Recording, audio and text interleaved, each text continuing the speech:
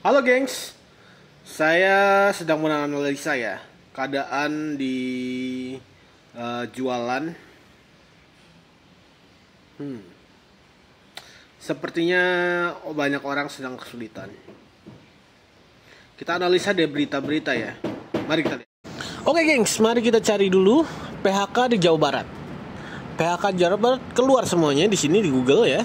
Jadi ada CNBC, ada Detik, ada Kompas, dan banyak sekali ya berita-beritanya ya. Tapi kita mesti liatin tanggal-tanggalnya. Itu di pertengahan Mei ya, Detik dan Kompas.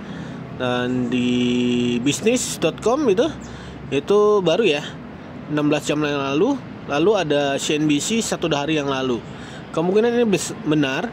Cuman biasanya CNBC itu buat kayak bisa di drive beritanya, karena kata teman saya sih gitu ya.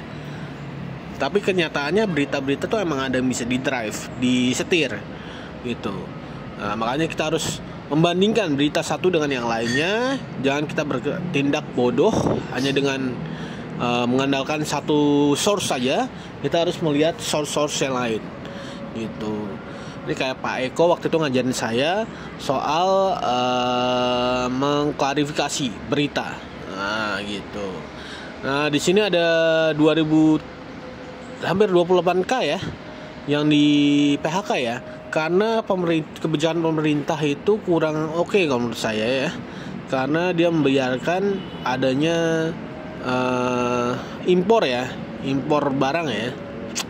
Sayang sekali sih, impor barang produk tekstil ya, itu sayang sekali sih menurut saya. Dan ini ada USD to IDR. Karena banyak PHK, otomatis rupiah kita hancur ya. Tuh lihat, rupiah kita hancur. Tuh kan, balik lagi sini ya. Tuh, banyak sekali coy. Ini kelas menengah loh mereka. Buruh pabrik kelas menengah. Aduh, kasihan banget ya. Gimana ya, mereka hengkang loh dari Jawa Barat loh. Mana ada isu lagi, Tokopedia, TikTok, mau PHK, mau diganti WNA. Waduh. Tuh kan. Wah. Berat ini. Untuk usaha food and beverage pasti bertampak sekali, karena yang beli kan kelas menengah. Kalau nggak ada kelas menengahnya, siapa yang mau beli? Waduh, kalau orang kaya sih nggak mau belanja ya, mereka nyimpen duit. Orang Sule aja nyimpen duit, tapi emang dasar orang sombong ya. Orang-orang sombong sekitar Sule ngomongnya dia bangkrut, ya nggak gitulah. Orang kaya tuh pintar nyimpen duit. Sulitan ini.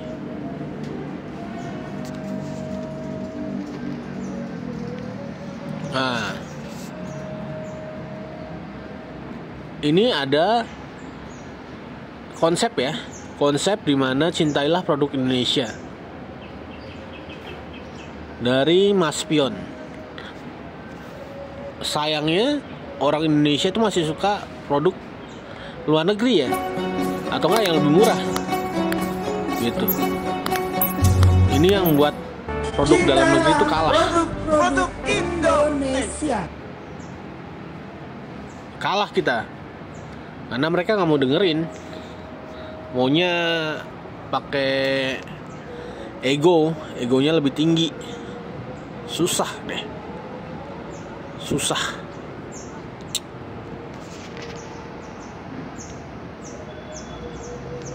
Nah gengs, jadi pemerintah tuh belum siap untuk globalisasi. Untuk dunia ini semakin maju, itu belum siap.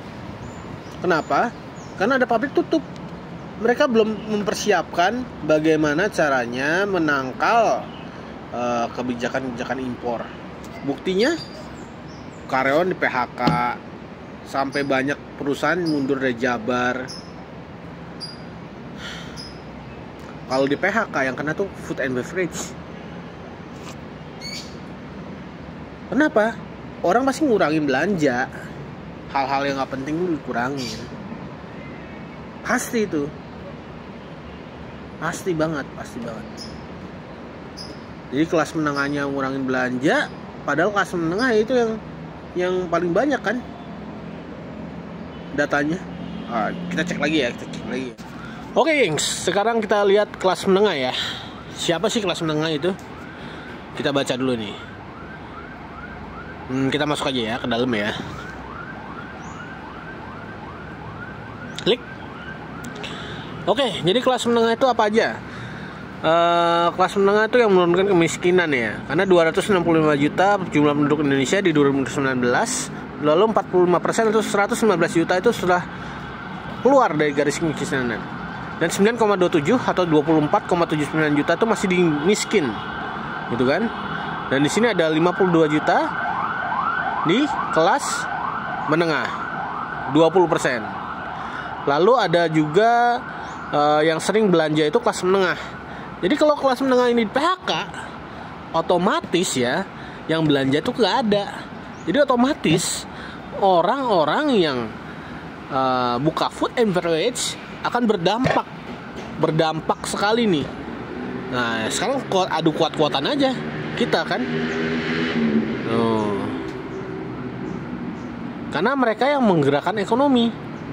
Orang kaya nggak ada yang mau ngeluarin duit banyak-banyak buat gerakin ekonomi. Mereka invest adanya, nggak mau ngeluarin duit buat hal-hal ya yang kecil-kecil gitu, nggak mau mereka. Orang kaya pasti dapat endorsan gitu kan. Gitulah. Ya, begitulah gengs. Ini yang buat kita jadi terhambat ekonominya. Karena itu tadi kebijakan impor, Kementerian Perdagangan apa kabar? Zulkifli Hasan. Aduh. Partainya artis lagi. PAN. Aduh. Gimana nih?